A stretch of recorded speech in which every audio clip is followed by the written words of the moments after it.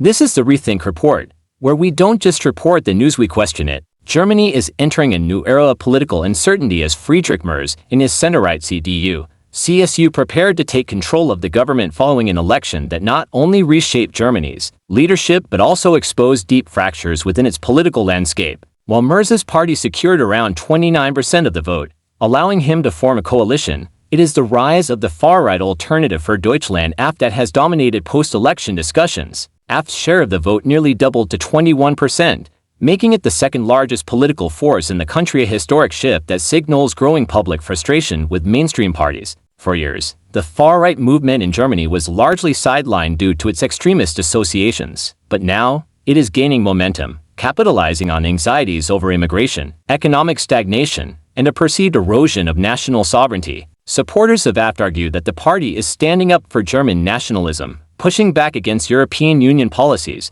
and fighting for tougher immigration controls. Their rise echoes far-right movements in other European countries, such as Marine Le Pen's National Rally in France, Giorgia Meloni's Brothers of Italy, and Geert Wilders' Freedom Party in the Netherlands, all of whom have gained traction by presenting themselves as the only real opposition to globalization and progressive governance. But critics warn that AfD's increasing influence poses a serious risk to Germany's democratic stability. The party has been repeatedly accused of harboring extremists, with some members under surveillance by German intelligence for suspected ties to neo-Nazi groups. The fear is that AfD's growing power could embolden nationalist factions across Europe, further destabilizing the EU's political unity. Friedrich Merz now faces an uphill battle to form a government in a deeply polarized Germany. The CDU-CSU has historically positioned itself as a centrist force, but with AfD rising on the right and progressive parties holding firm on the left, Merz will need to make critical decisions about Germany's future. Will he embrace hardline policies to counter AfD's growing influence?